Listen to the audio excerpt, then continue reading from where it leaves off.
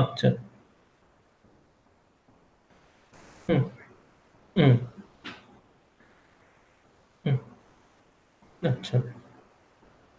हम्म। ঠিক। হ্যাঁ, ঠিক আছে। শুনতে পাচ্ছেন তো এই কথাটা এখন?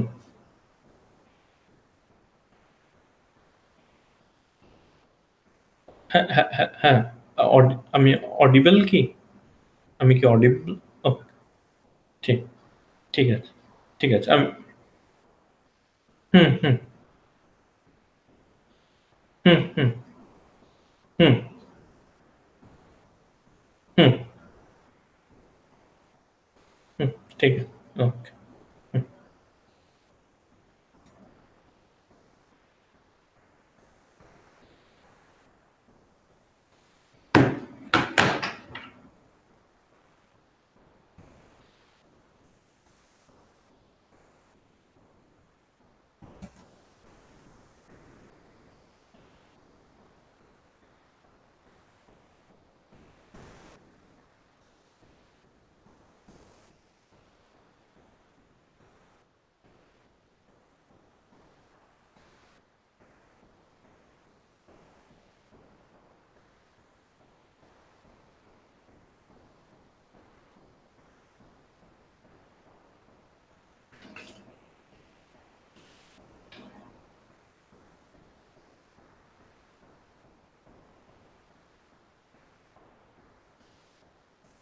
So the first question, how the question in the exam could be.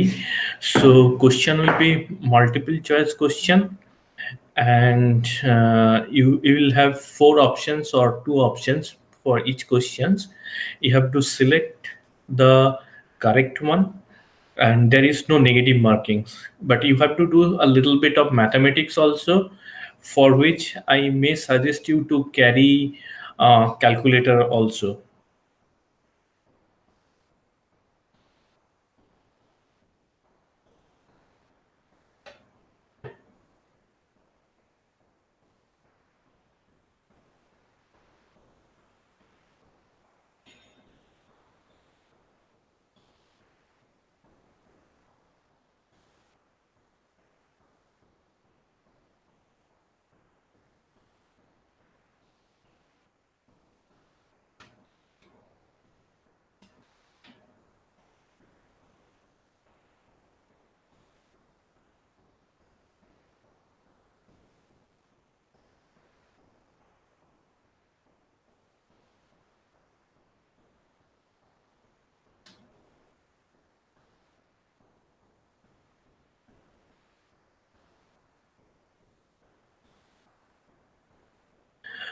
So second question, will it be on TensorFlow or Keras documentation? So we are not going to ask many questions. One or two question you can expect from Keras, because we provided a little bit of demo on that part. So the next question is to explain the difference between CNN and RNN. So CNN is typically operations which is something like this, that it has a linear combinations and the parameters are shared, and then it is followed by some kind of max pooling. So the thing is, so that is the CNN, and for RNN the most important difference is that it has a feedback loop, because a state is dependent on itself. If you look into CNN architecture, then it will be directed acyclic graph about the. If you look into the about the information flow, but for RNN you have to consider the feedback. So that is the fundamental difference between CNN and RNN.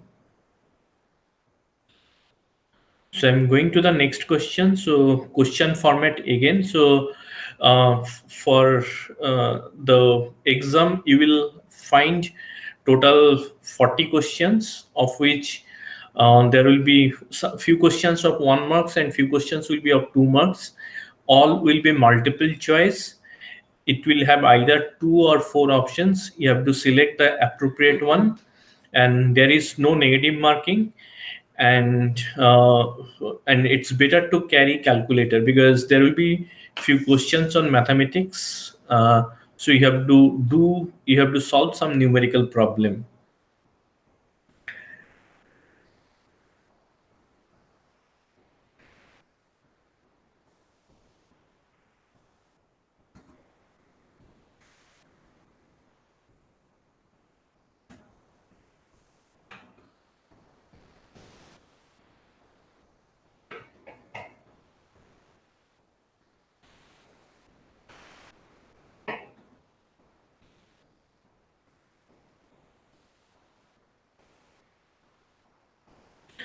So another question that I got, what is the difference between batch and mini batch?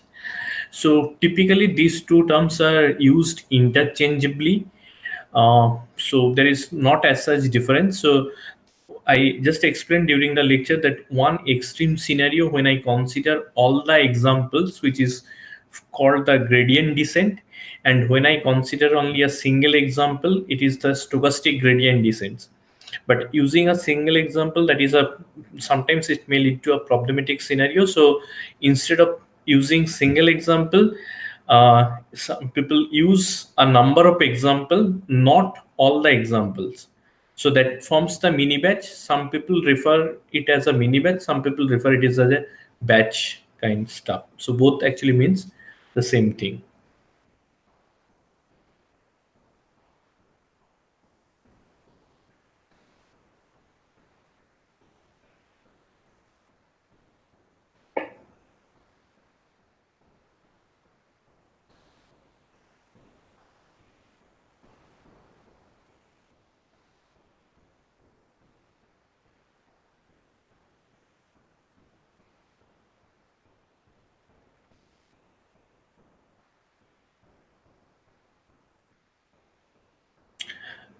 So there was one comment and SGD with momentum. I could not understand the question. So if you can type it, it will be better for me to explain.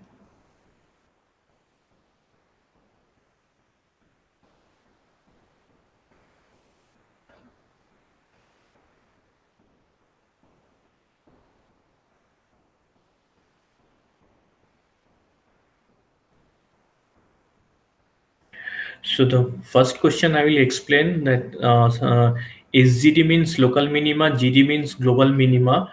So for neural network scenario, both SGD and GD cannot ensure that it will reach to the global minima.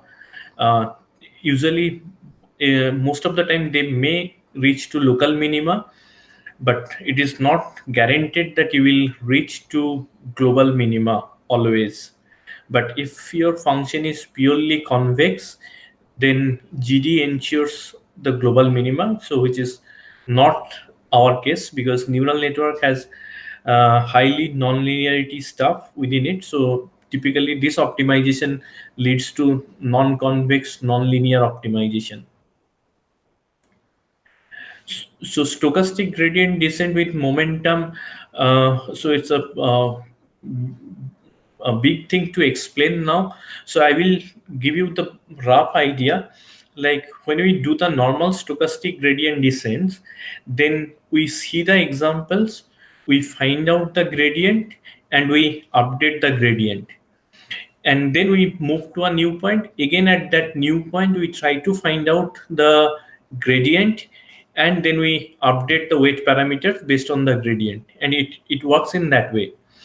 When we have the stochastic gradient descent with momentum, then I will remember the past gradient value with some functionality. It can be I can remember the whole gradient value of the past history. I can remember with some exponential decay concept. So I want to give some weightage about the past gradient based on which I will update the weight parameters. So the when I update the weight parameters, it has two components. One is from the gradient, the current gradient that I am observing, and some component will come from the past gradient that we have observed till now. So these two together will update the weight parameter. So for normal stochastic gradient descent, it does not consider about the past gradient values, but with momentum, it tries to consider those past values.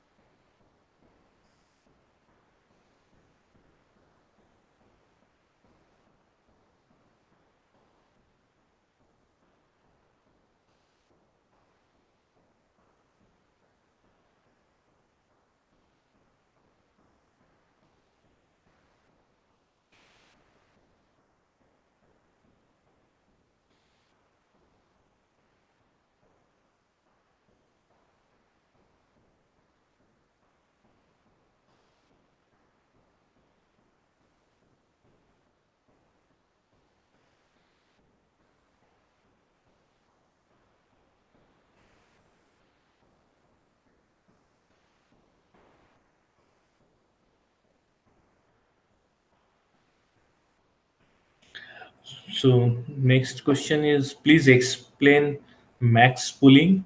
So maybe you can refer to the slides related to CNN where we have one examples there. So the idea of max pooling is this, that I would try to select the most dominant feature and that should propagate to the next level. So and this max pooling also helps in reducing the size also. So if I have, say, some important features that I want to pass, then I can use max pooling. So we have explained this thing in the CNN slide, so you may refer to those things. So max pooling has also a little bit of advantage, like it is invariant to translations to some extent, because if you are choosing the max value, and if your inputs gets translated by, let's say, 1 unit, still probably you will be getting the same value after applying the max pooling. So that is the advantage of max pooling. So it will try to it will try to select the most dominant feature in the current feature level or in its input actually.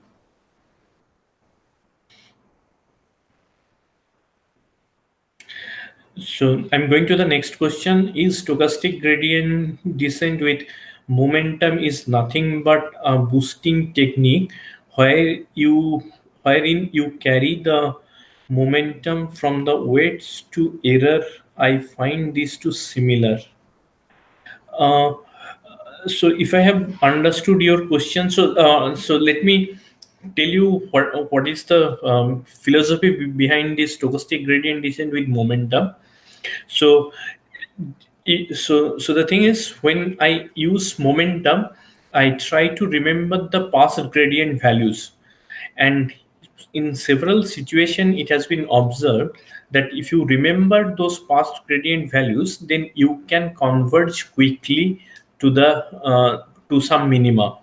And if you do not consider that gradient, then every time you jump to a new location, and because of the curvature of on the error curve, it may guide you to a different direction.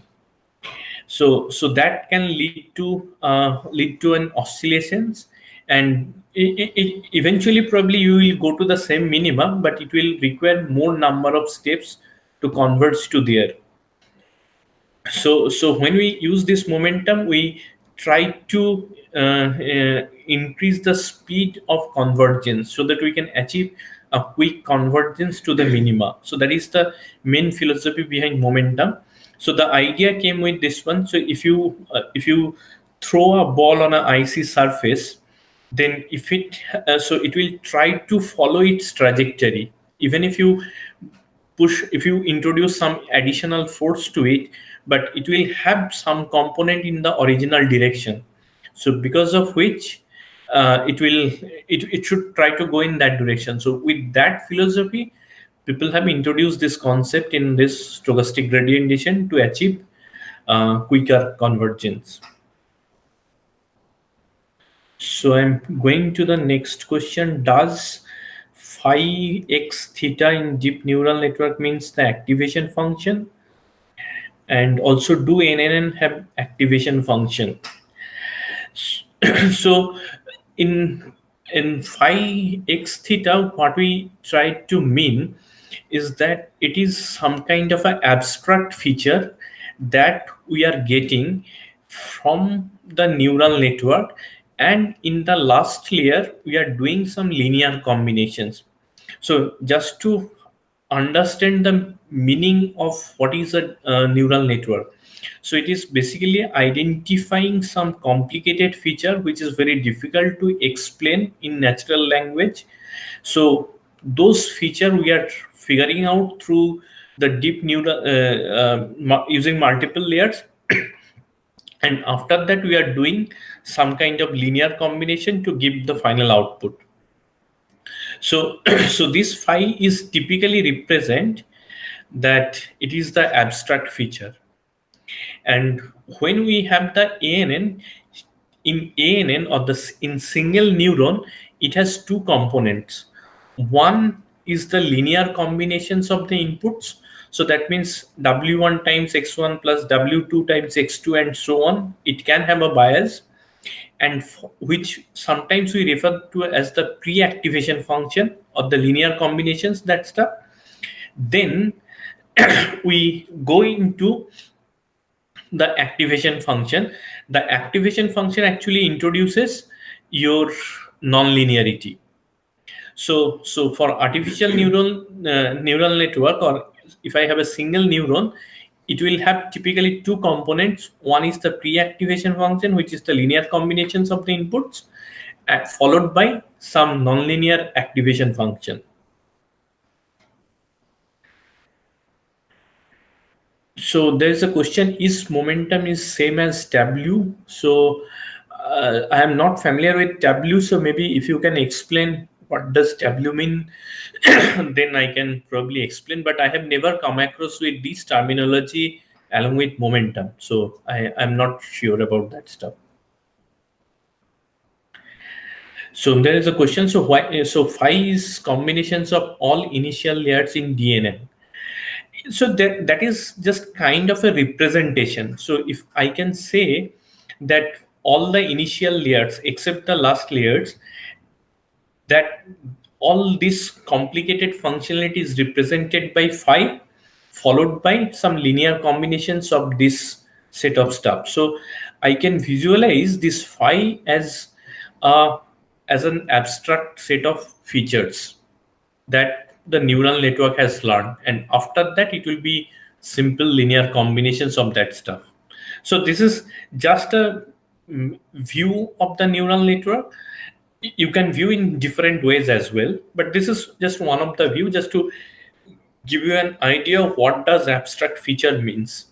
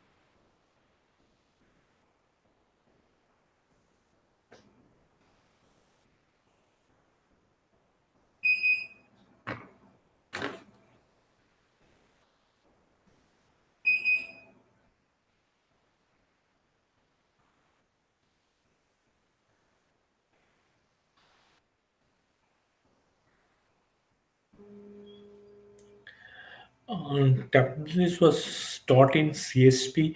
So if you can elaborate a little bit, then I can probably explain you. But I am not very familiar with that stuff. So if you can post this question on forum, then it will be useful for us to get back to you. So we can do the survey and we will be able to explain you.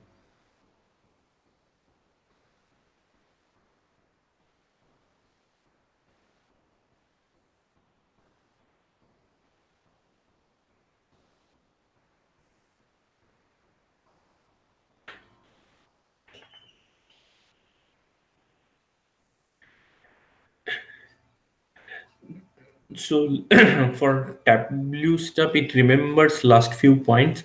So maybe you just post this question in forum. We'll get back to you after looking into the Tableau part, and then compare. Then we will compare with momentum. So I'm going to the other question. Can you give some intuition about back propagation? So we have spent a significant amount of time on that during the lectures.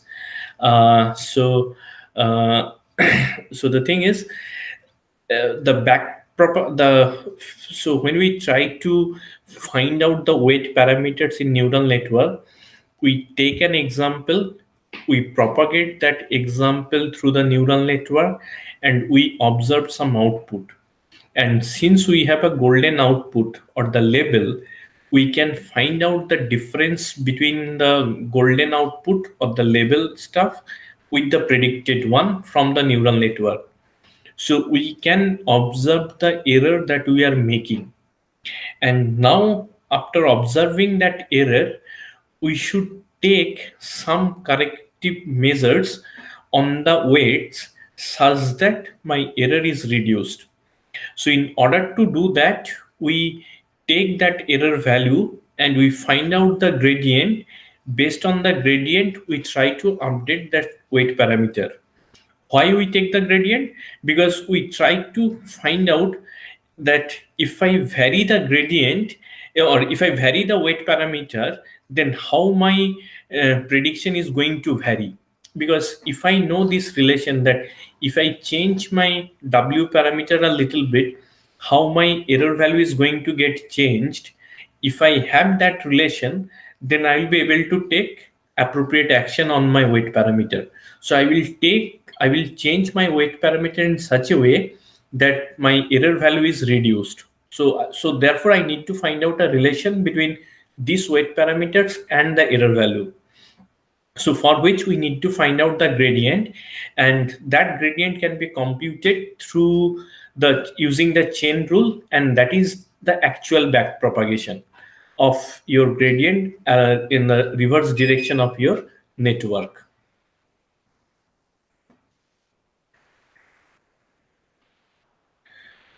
So there is a question. I joined the sessions a little late. Could you kindly repeat what kind of questions can we expect tomorrow?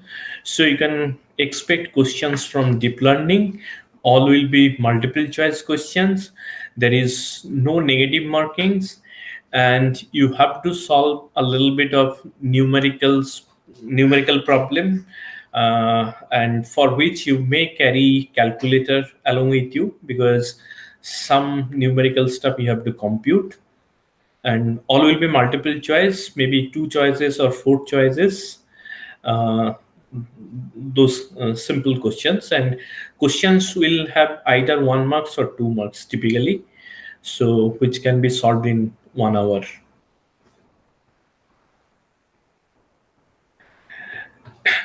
So one is various hyperparameters tuning in deep learning at the top level.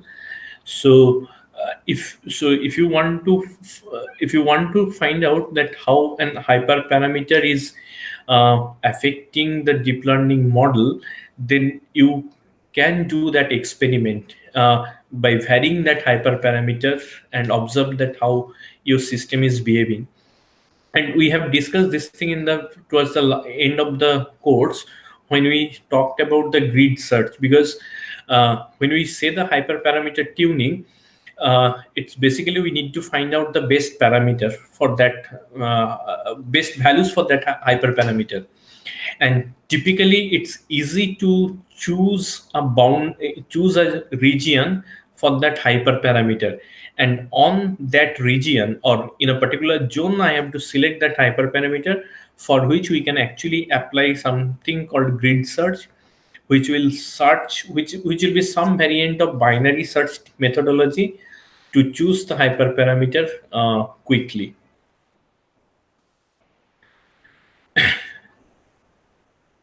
So how to use neural network for unsupervised learning? So this is a full course to deal with this unsupervised learning.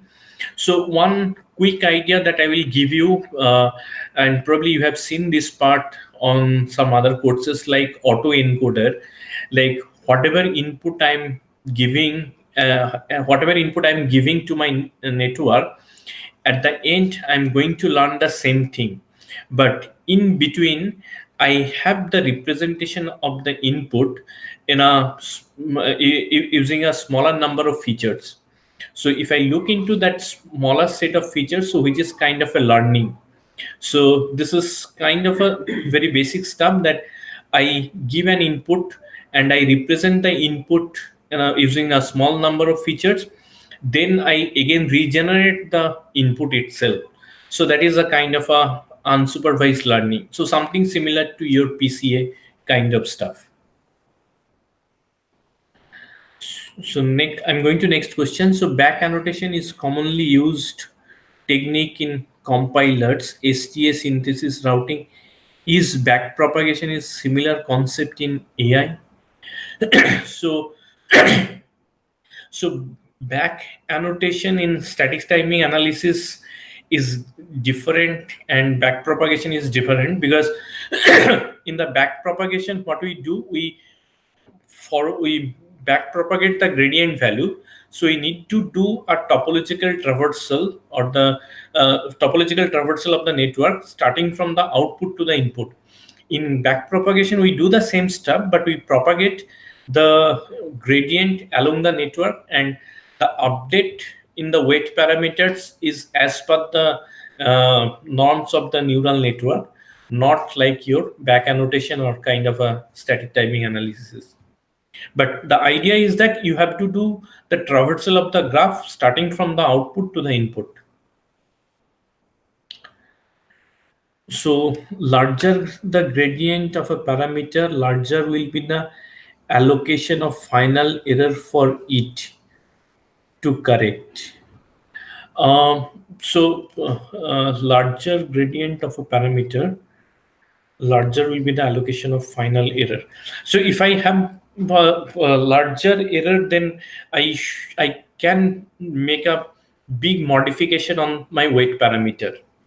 So if I have a larger gradient, then I should be able to correct more amount on that weight parameter, because if you remember the equation, it was W minus some learning parameters time the gradient. So if my gradient is high, then I'll be able to take more I'll be able to take more action, or the value that I will be deducting from the weight parameters will be more. But if my error value is very less, then I cannot change my weight parameter to a significant extent, because I have to limit it by that gradient value. So will CNN will increase the computation time for same architecture of DNN? Uh, CNN. So I did not get the point fully. So if I have understood, then if I have a network which employs both CNN and DNN, it may happen that for CNN take less time for a certain class of problems. But like if you have an image, then if you apply CNN based architecture, probably it will be able to find out that stuff more quickly compared to traditional deep feed forward network, which has only the dense layer. But it may happen that for some other problems, CNN may perform very poorly, but DNN can actually perform better. So it depends on the problem, and you have to choose for that. So one thing just I would like to highlight here, that whatever CN, so if I have a CNN architecture and if I have a DNN architecture, so CNN basically restrict the number of function because it has shared parameters. DNN is a generic; it can express the same CNN as well by selecting the by restricting some of those parameters. So the capability, the expressibility of DNN is much higher compared to CNN, but the trade-off is that if you have more number of parameters, you need to have more number of training example using which you will be able to learn. But if you have a less number of examples, maybe CNN will perform better. So that is the trade-off that you have to explore. So that's why typically generally said that for image related problem or the computer vision related problem, probably you should try to go ahead with CNN first. And if it's a kind of a regression problem, maybe you can go ahead with DNN like stuff. So I'm going to the next question. So backpropagation is performed to enhance the gradient descent or any other form of estimation with fewer instance. Is that correct? So this is not correct. Backpropagation is the methodology using which you are going to update the weight parameter. So it uses the idea of the gradient descent. So if I have a convex curve and I can apply gradient descent very easily, but when I have a nonlinear, when I have a system, something like neural network, and there are many such parameters, and I have to update those parameters using the gradient descent concept, then I use the concept of chain rule, and I propagate the gradient from the extreme output, extreme end to the internal node. So the back propagation is a methodology in using which you can propagate the gradient along the network, and the idea of updating the parameters is same as the gradient descent. So finding out the parameter is, or update of the parameters is similar as gradient descent, but only thing is that I have a large network and I have to update all those parameters. So I estimate the gradient using the backpropagation methodology. Because if I have a large network, I may not be able to find out how one parameter is influencing the output parameter unless we apply the chain rule. So one question, when dataset is small, why introduction of noise, that is L1, L2 helps? Can you elaborate? Does it reduce generalization? So when you have small data sets, if you introduce a little bit of noise in your data sets, that actually acts as a regularization, or you can say it acts as a regularizer, the introduction of noise, and it has some effects similar to L2 norm penalty, not like L1 norm penalty.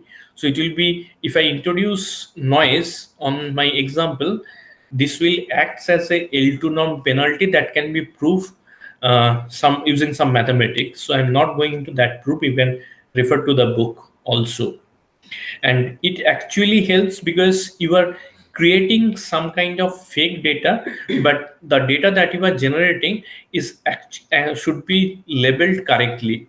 And we can use this kind of concept in image classification related problem, because if I introduce a little bit of noise, then I'm not going to change the class of that image.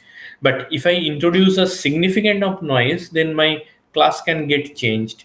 So I have to be very, very careful in introducing that noise. And does it reduce generalization?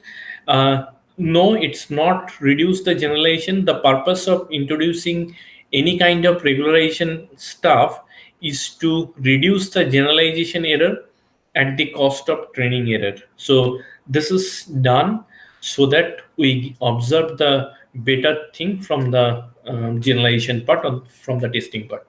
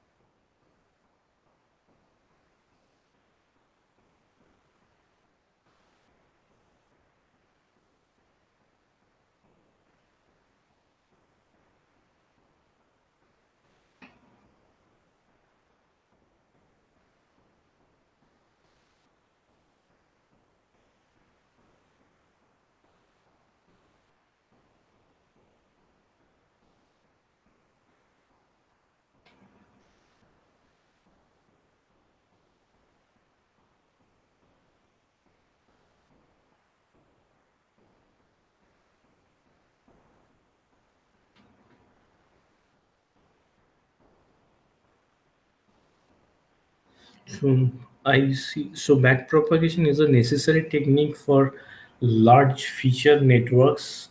So if you have neural network, probably you will be using backpropagation to update the weight parameters. So that is the well-known methodology.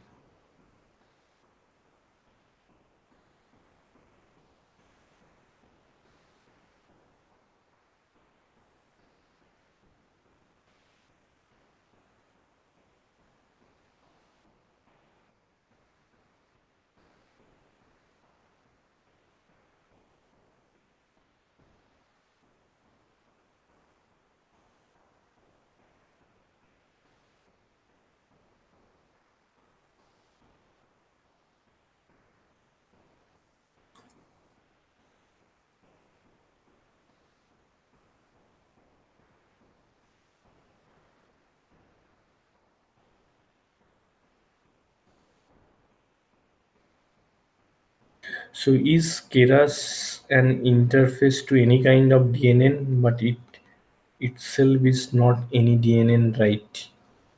So Keras provides you the library to create a neural network. So you can create a neural network architecture model using this library. So it gives you option to create a model, then add the layers, and you can add different kind of layers. It can be dense layers, it can be convolution layers, it can be max pooling layers. So all this functionality is provided by Keras. So you can use those things to build your model. So Keras, I would like to say it's a kind of a library package written in Python, so that you can build your neural network model very quickly. So what is weight decay? So weight decay is a kind of a methodology to introduce a regularization stuff into the cost function. So it basically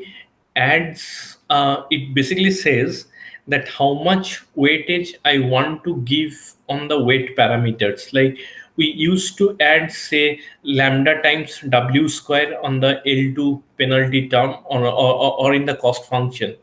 So it has the normal cost function plus lambda times w square. So w square basically restricts that the weight parameter should be close to zero, because the cost function, the original cost function, and w squares both are positive. So when I add this w squared term, that means that I'm saying that this value should be close to zero, and then I'm giving that lambda. So that means how much weightage I want to give it to that penalty term. So if I want to give more weightage on that w squared term, so it may result into certain things. And if I give a very small weightage, then I may get a different kind of function.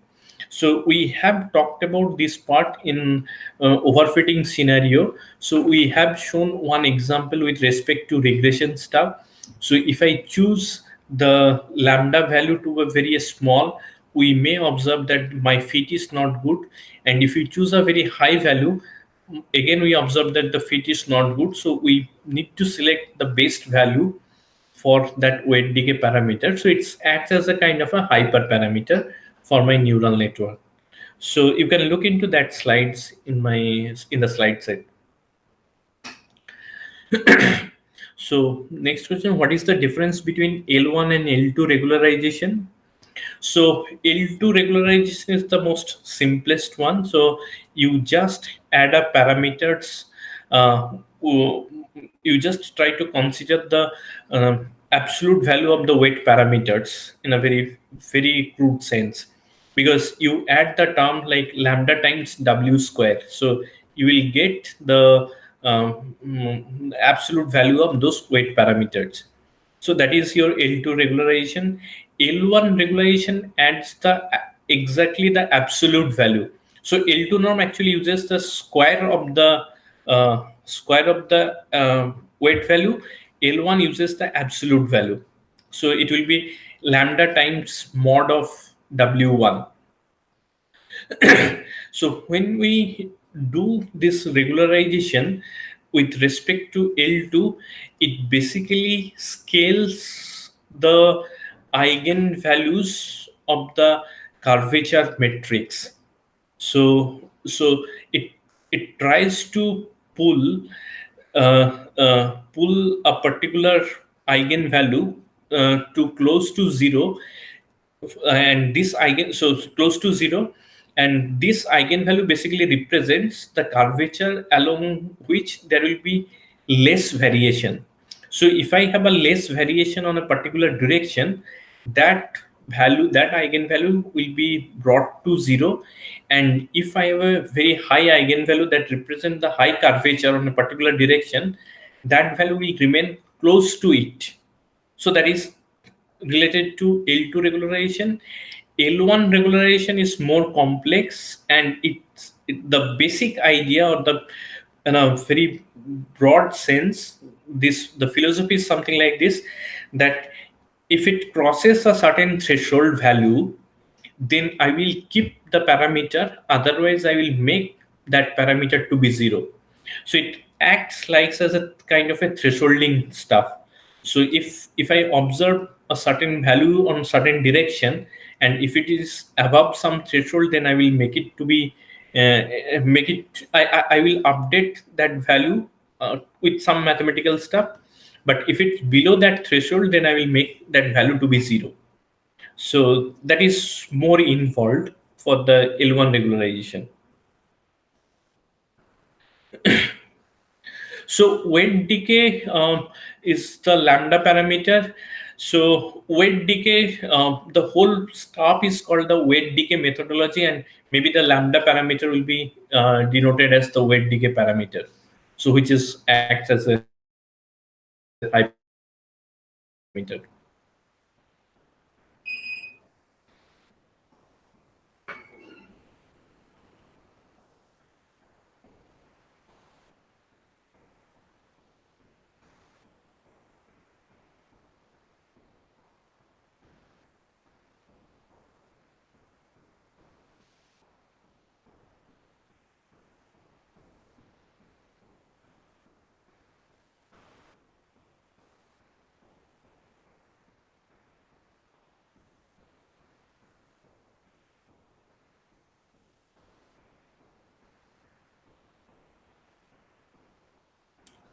So ReLU is a rectilinear model.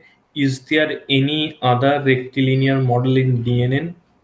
So ReLU is a rectilinear model. Okay. So there are many variants of ReLU. So like leaky ReLU and many other variant of ReLU you will find it. So all probably will belongs to the similar class. So it's basically acts as an activation function, which is well known in the neural network community. One thing is that you can develop your own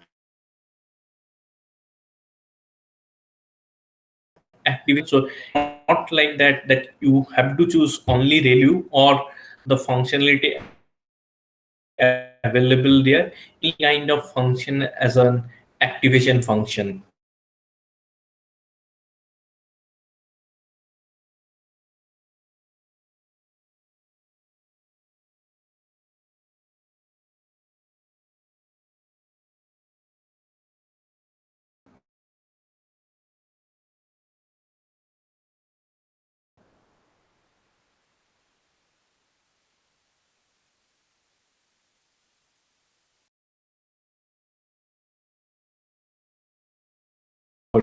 Get to your uh,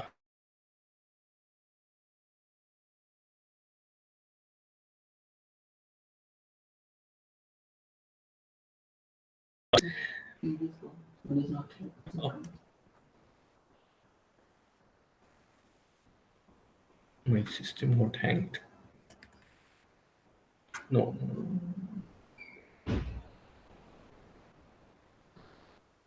back.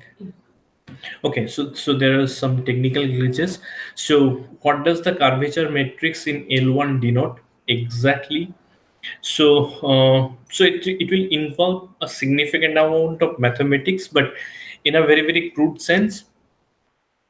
Uh, uh, in a very crude sense, it means actually that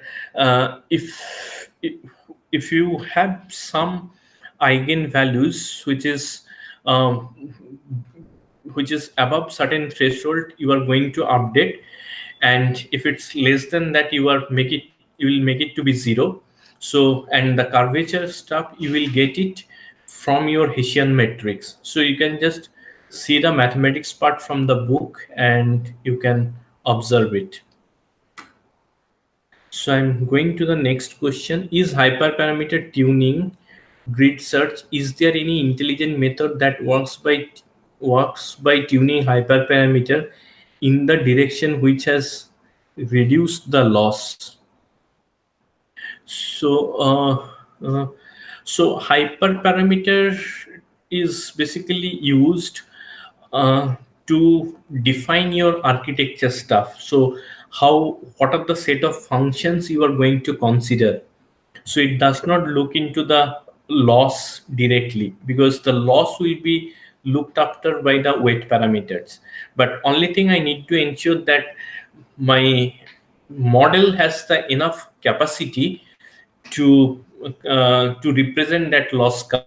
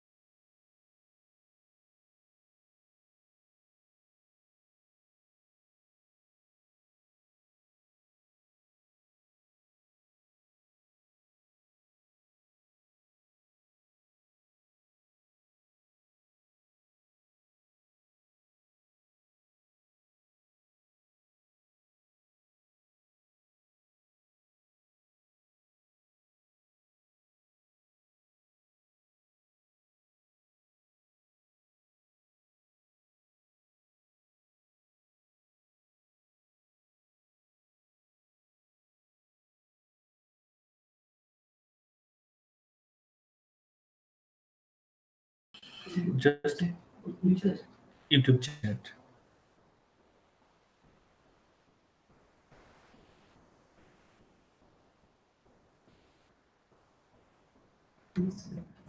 Hmm?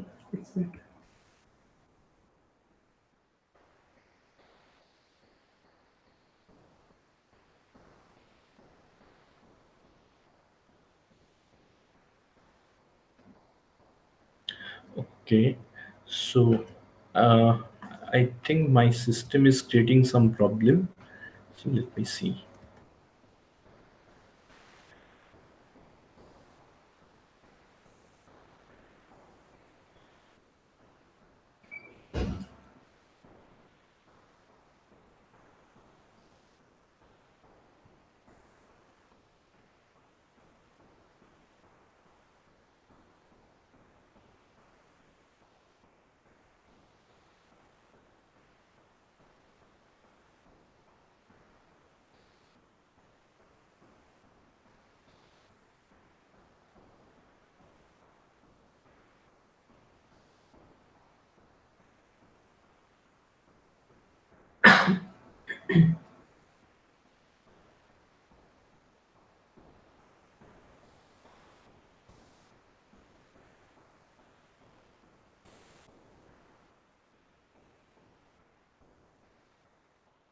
I think now it's okay a little bit.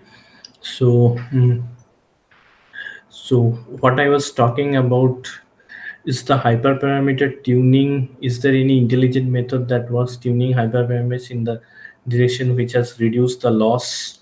So there is, so what I was talking, that hyperparameter does not regulate the loss directly, but it tries to specify the capacity, or the tries to tries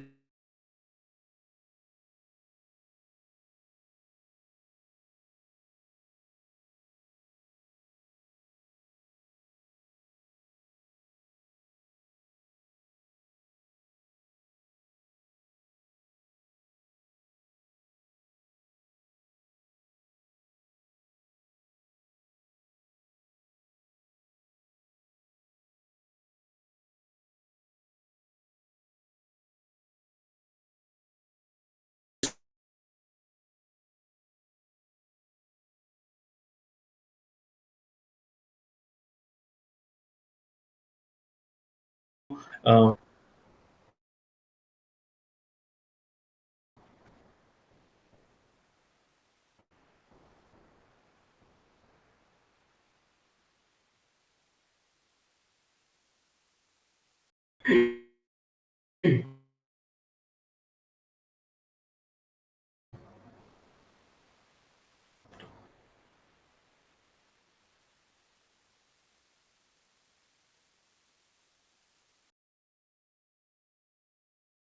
so this hangout is taking more than 1 GB of RAM,